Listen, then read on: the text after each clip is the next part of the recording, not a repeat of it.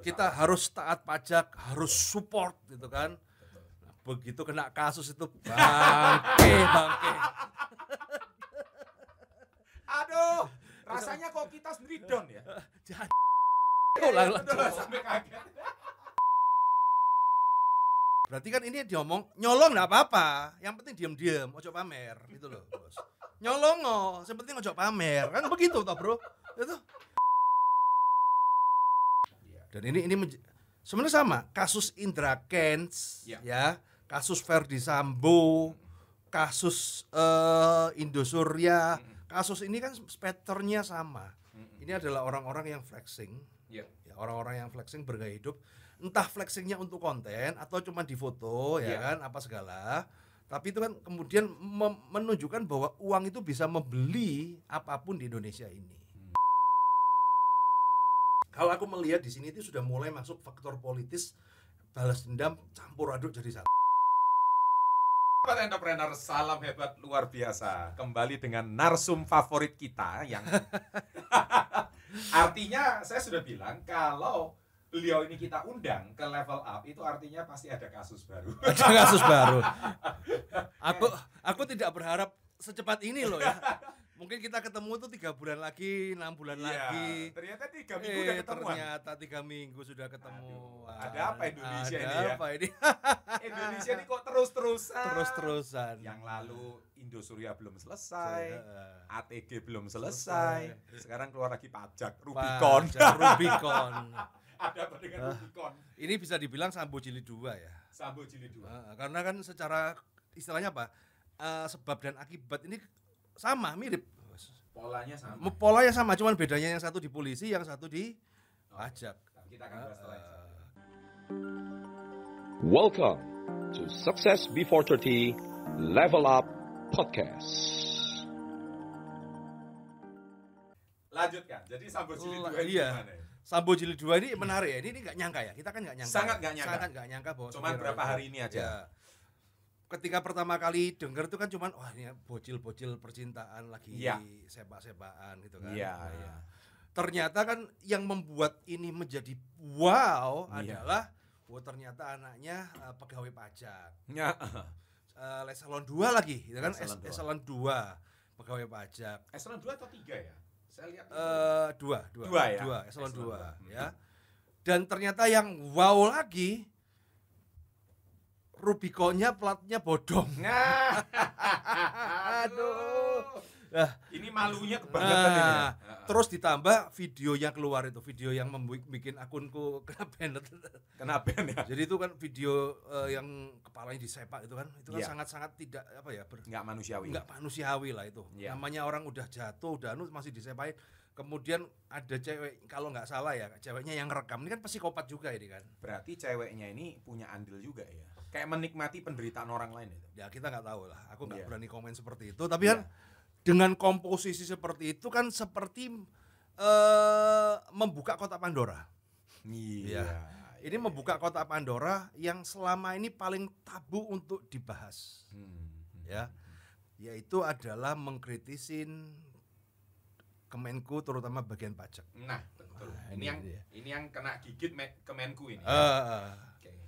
Nah, kenapa seperti itu? Karena begini, Kemenku ini kan menjadi apa bisa dibilang petugas pajak ini kan akhir-akhir ini menjadi super power selain polisi ya.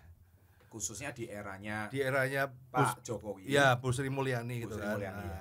Dan memang istilahnya kan digembar dulu kalau Anda ingat ya, 5 tahun atau pas zamannya Bu Sri Mulyani kan Kemenku berubah. Pajak, dinas pajak sebagai seorang instansi dengan bayaran tertinggi. Ya kan? Yes. Makanya kan orang pajak biar gak korupsi ya gaji harus dibesarin. Harus dibesarin. Dikira itu sebuah solusi ya. Itu sebuah solusi. Ya, tunjangan fasilitas pokoknya cukup lah. Bahkan kan sekarang kan dapat bonus keluar 117 juta karena telah memenuhi target 2022. Wah, itu per kan orang ya? Per orang tergantung eselon, tapi eselon satunya itu 122 juta. Itu seolah-olah kayak seperti wah ini petugas pajak ini mendapatkan uang duit padahal aslinya mungkin kalau 100 gitu nggak ada apa-apanya loh, Bos. Iya loh. Ya 100 nggak ada apa-apanya. Lah Rubicon aja berapa? Iya, Rubicon berapa, Harley berapa. Dan kemudian kebongkar juga kan ternyata mobilnya banyak itu. Rubicon di sini tercatat 1M yang baru. Dan padahal gaji Exelon 2 itu minimal 8 juta, maksimal 51 juta. Iya. Dari mana bisa beli Rubicon? Nah, ini yang akhirnya kan menimbul pertanyaan, ini kan terbongkar. Cuman selama ini kan ketika kita mau berteriak, ya kan? Iya. Kayak kita mau berteriak, ya kan? Mikir, Bos. Iya. Kita teriak sendirian, tiba-tiba diokrek-okrek pajak ya. Iya. Karena problemnya adalah kita sudah berusaha benar. Iya. Cuman kadang-kadang kan kalau diokrek-okrek, kadang-kadang yang nggak ada pun diada-adakan bisa. Iya. Nah, Kita udah tertib pajak, bayar SPT tahunan. Iya. Aku aja YouTube aja tak masukin deklarasi kan, Iya, harus wajib. Declare kita jadi wajib pajak yang bener lah. Wajib pajak yang benar. Apalagi kalau pas nonton podcastnya Bu Sri Mulyani pas sama Deddy Corbuzier. Nah, itu dia. Di situ itu saya membangkitkan jiwa patriotisme kita. Wah. Kita ini sebagai warga negara yang baik harus taat pajak, harus support gitu kan. Nah, begitu kena kasus itu bangke. Aduh, rasanya kok kita sendiri down ya? Jancuk. Iya, sampai kaget. Ini badai kenapa kena badai ini? Ini rasanya Cuekel kan? Bangsat. Iya. Ternyata kayak gitu loh. Iya.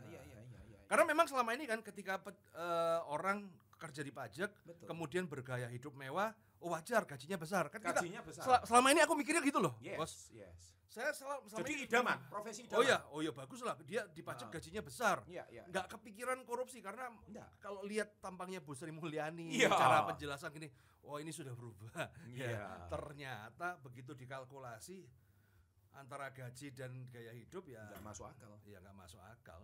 Oke, apalagi sekarang, ini yang menarik nih ya. Jadi bicara lagi soal mobil motornya ini bodong. Nah ini kok berani-beraninya gitu loh. Orang pajak yang harusnya menjadi sebuah contoh. Iya, contoh. Figur. Tapi nggak bayar pajak mobil. Nah, makanya video ini kan judulnya orang pajak kok malah ngakali pajak. Ngakali pajak gitu kan. Nah, ini gimana ini sebetulnya ini? Ini adalah gini loh, ketika orang merasa super power, maka disitulah mulai kecongkaan itu muncul. Super power ya. Ibarat kata kan di dalam dunia piramida makanan tuh kan kalau kamu sudah nggak ada populasi, nggak ada yang ditakutin kan jadi Tuhan dia, karena kan menjadi Tuhan gitu loh. Dia merasa paling hebat. Dan ketika hal yang tidak lazim pun akan menjadi lazim gitu kan, dia kan gua gini nggak apa-apa kok, terusin kan. Ibarat kata gini, maling itu kan nggak mungkin maling dari awal besar tuh. Belajar dulu. Ya, maling itu kan nyoba maling kecil dulu. Maling ayam dulu lah. Ketangkap enggak gitu kan. Ya. Nyoba lagi besar, ketangkap enggak gitu kan. Maling lagi lebih besar lagi, ketangkap. Tapi biaya keluar sama hasil gede hasil. Jadi maling lagi. Bos. Lebih. Nah, tambah gede lagi terus. Iya. Dan itu kan saya yakin bukan cuma kerjaan satu orang, tapi kan ya berjamaah. Enggak mungkin satu korupsi, enggak mungkin, enggak ada ceritanya satu korupsi kemudian yang lain bersih itu. Nggak ada, Bos. Iya. Wong saya dengar salah satu cerita sekawan saya DPR itu kan, di mana lah ya kan. Dia tuh bersih ya kan, dia bersih apa segala enggak gitu kan. Nah begitu ruangan korupsi KB, dia langsung dipindahin duduknya paling belakang, dikucilkan, Bos. Ya jelas, dipermalukan seperti itu. Ya harusnya seperti itu. Nah, tapi ini lo yang bersih, yang diperlakukan, sorry. Ditaruh di pojok, Pak. Waduh, itu yang bersih. Ya. Berarti artinya, kalau kamu bersih sendiri tidak bisa. Makanya saya ngomong kemarin ya, kita ngomong kan, di Indonesia ini kebanyakan cuma orang baik. Orang baik ya cuman aku nggak ngelakuin, tapi kalau orang lain temanku ngelakuin sebodoh amat lah, nggak urusan lah gitu loh. Ya. Nah, karena kalau dia mau jadi orang gila ya kan, tegakkan keadilan, hancur dia. Karena kembali lagi ke biaya demokrasi yang sangat mahal. Sekali lagi itu ya, semua kan biaya demokrasi yang sangat mahal, kemudian biaya naik pangkat juga mahal. Biaya naik pangkat mahal. Iya. Jadi bukan cuman menjabat wali kota yang kemarin 25M itu. Iya. Tapi ternyata mau naik jabatan di pajak pun. Di kasusnya Teddy Minahasa kan kebongkar tuh di pengadilan tuh kan. Jadi istilahnya kan narkobanya ini dijual untuk setor ke Mabes supaya naik pangkat. Celaka ini sudah. Aduh.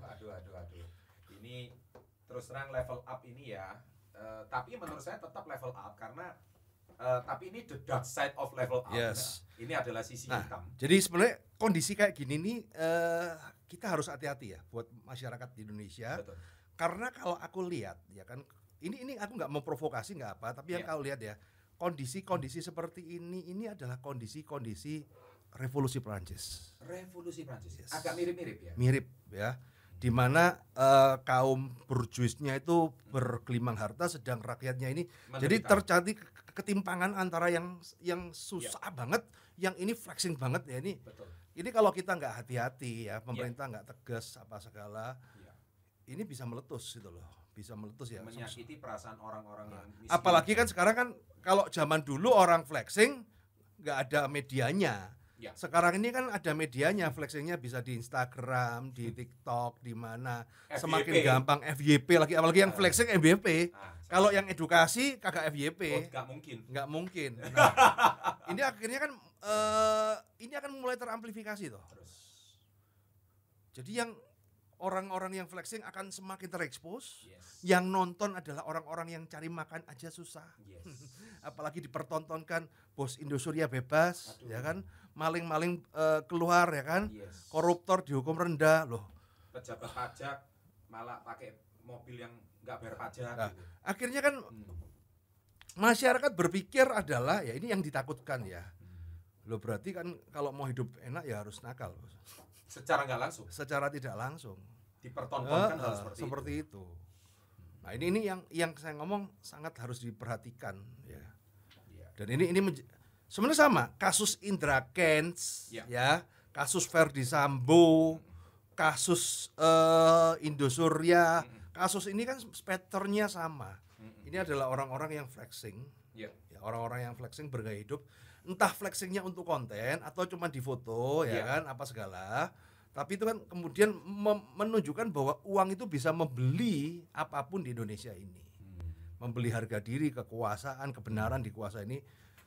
Ini kan, dan begitu ketika meledak, boom, wah, masyarakat tuh meluap, ya termasuk kita-kita ini loh ya. Termasuk, iya. Ada satu lagi. Loh, karena kalau nggak begini kan, ini kan pertanyaan kan sepele. Loh Pak, apakah Pak Roy setelah ini nggak bayar pajak? Ya tetap bayar ya, tetap bayar ya. Tapi kapan lagi kita itu bisa maki-maki bareng-bareng ya kan? Nah, karena kalau kita maki sendirian ya kita jadi sasaran tembak bos. Tapi kalau kita maki bareng-bareng ya meluapkan kekesalan. Habis itu ya ngurusin SPT. Buat teman-teman hati-hati ya. Bulan besok SPT ya harus bayar. Sebulan harus lagi bayar. Ya. 1 bulan lagi ya. Saatnya SPT untuk urunan Rubicon. Ya. Tidak semua pajak itu, mereka masih banyak yang belum punya Rubicon, teman-teman. Mari kita dukung untuk Rubiconnya mereka. Oke, Pak, Rubicon belum selesai. Ini ada lagi, netizen ini apa ya, kepo ya. Di searching si Mario itu, ketemulah kakaknya. Wah, kakaknya ini rupanya punya suami. Ini kayak tangan kanannya Pak Erick Thohir. Waduh. Pemilik manajer timnas basket Indonesia. Nah, ini ada baca berita nih Pak Jeremy dan sebagainya kakaknya. Nah, ini circle-nya nggak main-main ini. Nah, ini putrinya ini usahanya apa ini? Kakaknya si Mario ini. Nah ini gimana ini? Ini ya. Ketika sakit hati dicampur dengan teknologi yang canggih. ya. Menumpuk ya. Akhirnya kan jejak digital di mana-mana kan kebongkar. Ini kan ibarat kata ini ketika kebencian ditunjang dengan teknologi kan bongkar semua dan kemana-mana semua kena semua sekarang. Bahkan yang sampai fotonya Dirjen Pajak, parade moge, ya kan? Parade moge. Sebenarnya nggak salah sih. Ya nggak salah, tapi ya parade moge ya. Begitu lihat begitu ya, besok aku iseng buka OLX, harusnya dijualin semua. Itu ya. Jadi awalnya itu kalau sekarang yang di sosmed itu kan OLX itu kan awalnya dari postingan gue kan. Betul. Loh Pak, ini harusnya dijual kabeh dino iki. Jadi hari itu harusnya banyak dijual semua kan. Nah, kemudian mulai ngongkrek-ngongkrek kan istrinya, adiknya apa segala. Wah ini memang aku ngomong ya. Jadi buat teman-teman yang suka flexing, tenang aja.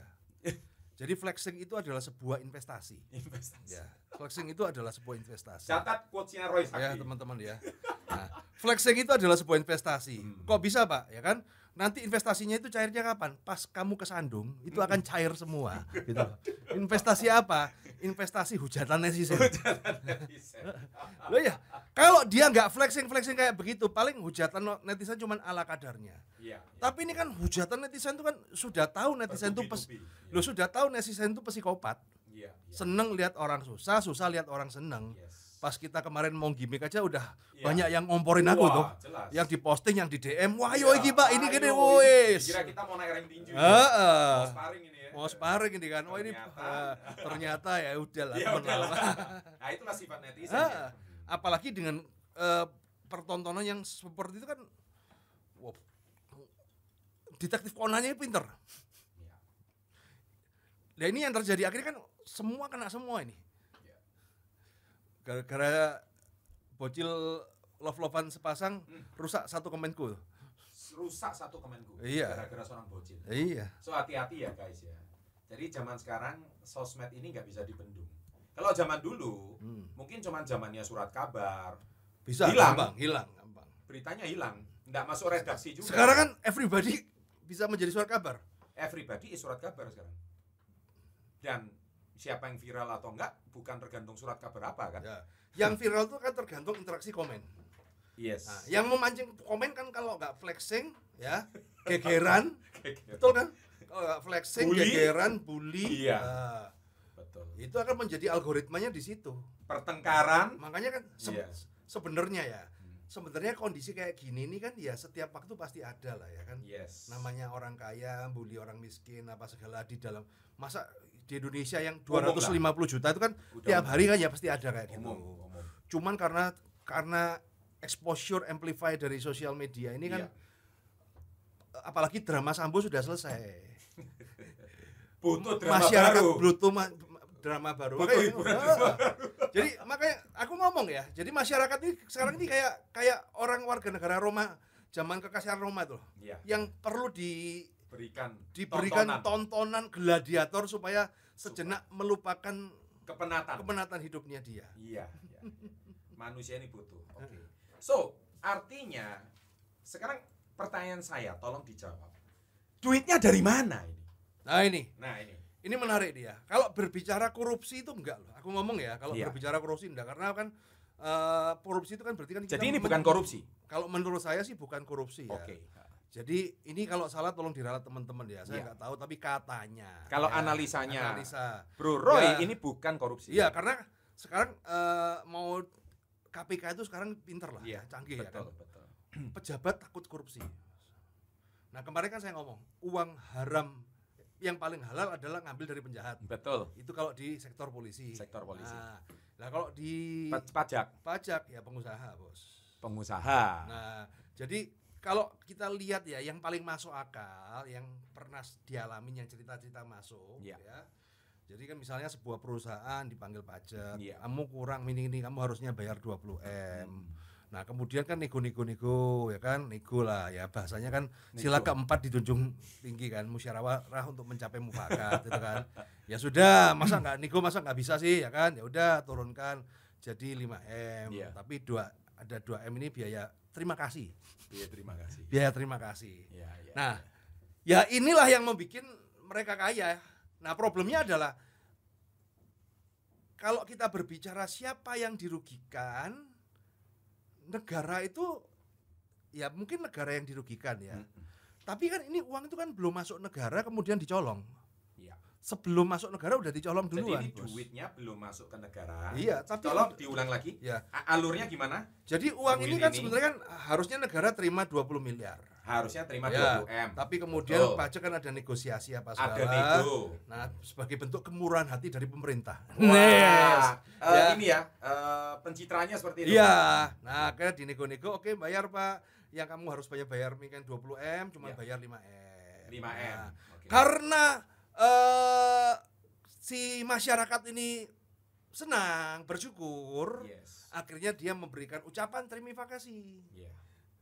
Ataupun ucapan terima kasih itu sudah dia masuk di deal gitu kan. Iya. Berarti Indonesia kalau sudah ada ucapan terima kasih langsung reda. Iya. Karena Indonesia itu sifat netizennya mohon pemaaf juga. Pemaaf dan pelupa. Pelupa.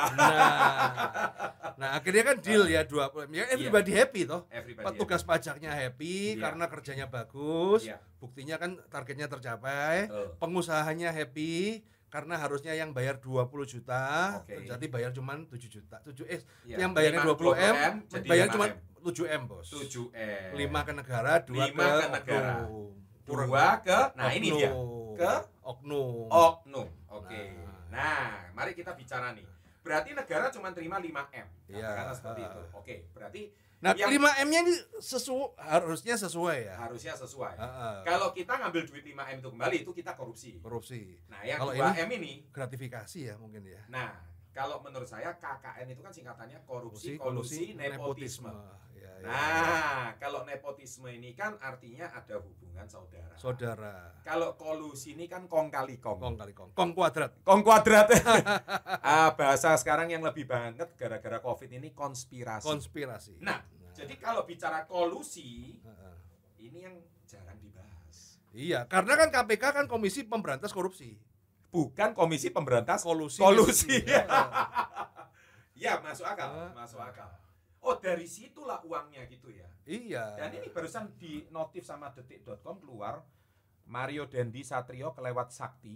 Ada yang lebih sakti dari kamu loh. Anak mantan pejabat Dirjen Pajak Kemenku bisa lolos Mbak Rubicon masuk kawasan Sabana Bromo. Wah. Tuh guys ya. Sabana Bromo ya. Masuk ini kita masuk kan yang masuk itu cuma Harto aja. Lah ini Rubicon masuk. Wah, ini sakti. Bodong lagi. Wah, ini gimana ini? Artinya kan kalau ada bicara uang tidak bisa membeli kebahagiaan itu adalah pernyataan bullshit. Masuk artinya akal. Uang itu bisa membeli apapun. Masalah harga aja tepat apa enggak gitu. Jadi kalau bilang uang nggak dibawa mati, tapi nggak punya uang rasanya mau mati. Iya.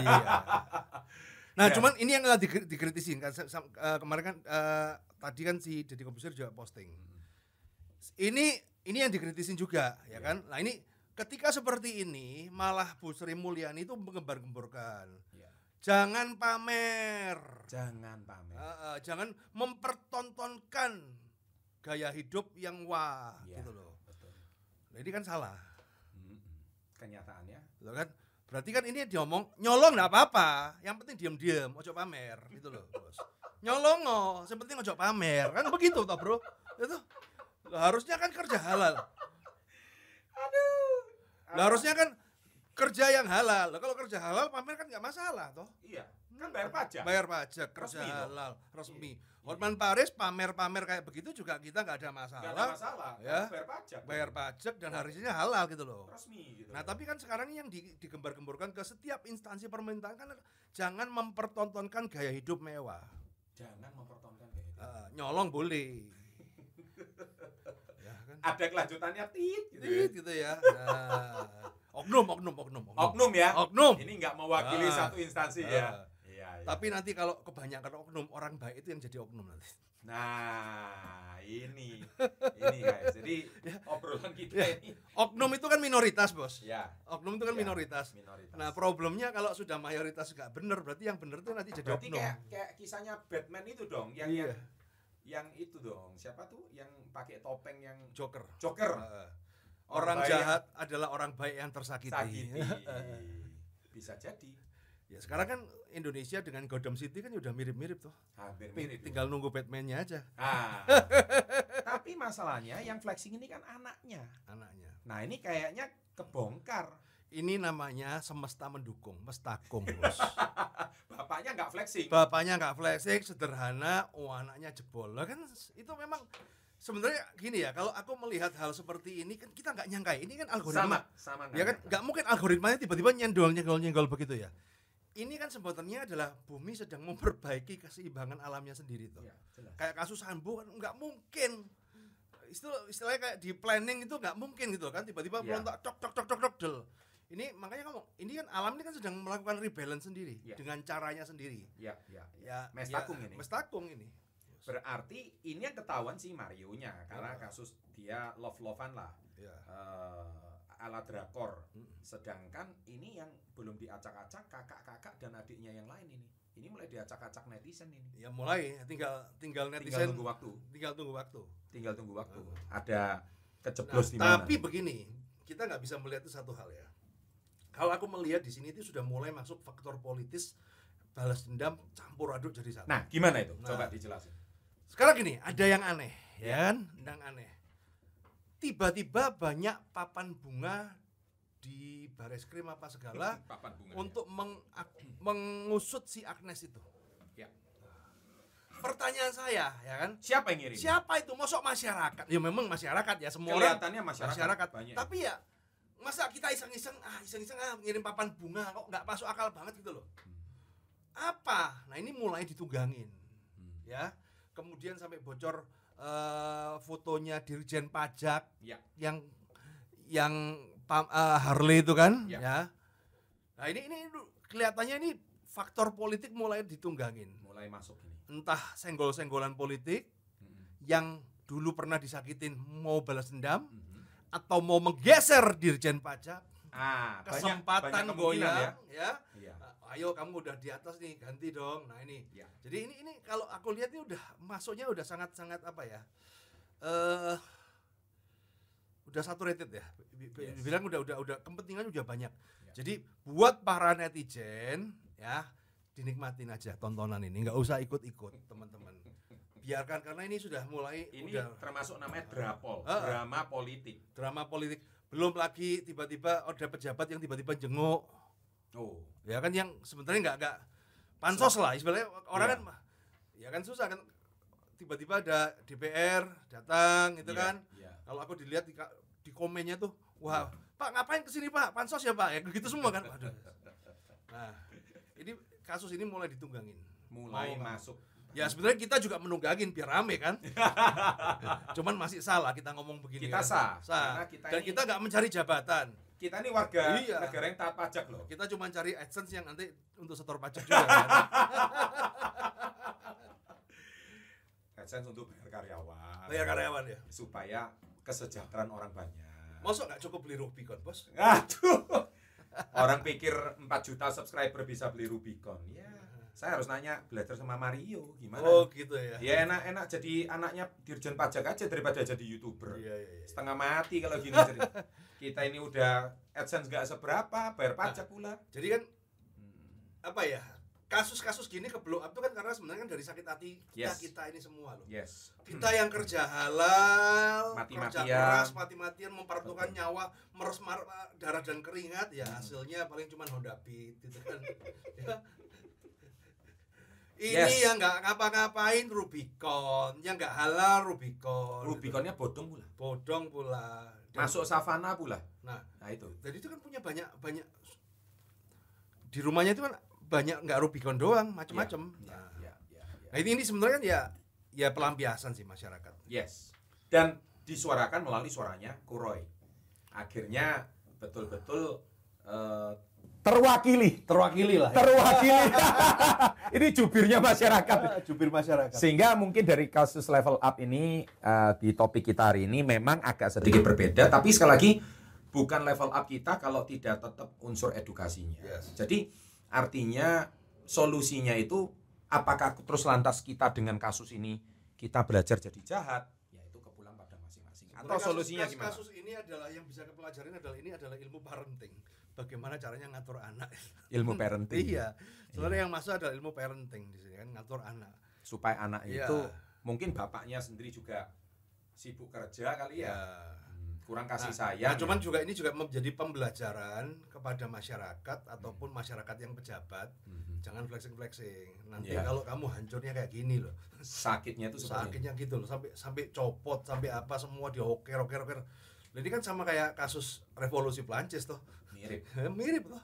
Yang salah rajanya kemudian Marie Antoinette juga sampai keluarganya juga nggak ada, keseret semua. Oke. Guys, saya rasa topik hari ini cukup. Jangan dieker-eker Jangan terus. dieker-eker terus nanti bermasalah. Yang terpenting suara hati Anda udah terwakilkan. Cuman begini ya teman-teman ya. Iya. Jangan jadikan ini alasan kemudian Anda tidak bayar pajak. Oh, itu salah. Ya, itu Itu salah keliru. teman-teman. Karena apa? Tetap pajak ya harus dibayar. Harus. Ya, walaupun ya kita sakit hati tapi ya kita Itu kan oknum lah. Oknum lah. Ya, oknum ya. Dan kita sebagai warga negara juga ya kita harus support Indonesia ini kalau Harus. karena jangan sampai kita nanti jadi konyol. Iya. Gara-gara cewek bocil hancur negara Indonesia kan pusing. Betul. Enggak masuk Ah, akal. ah. Kenapa hancur? Karena masyarakatnya nggak bayar pajak semua, negaranya hancur. Ya lucu juga lah. Nah, Kan ini tempat kita, tanah air kita ya jangan Iya. sampai kita rusak lah. setuju. Top. Jadi Thank you. mari kita tutup, jangan lupa videonya jangan dipotong karena bagian akhirnya itu yang paling penting. Iya. Terima kasih. Thank you. Sama-sama. Kita salah tutup dan salam hebat luar biasa.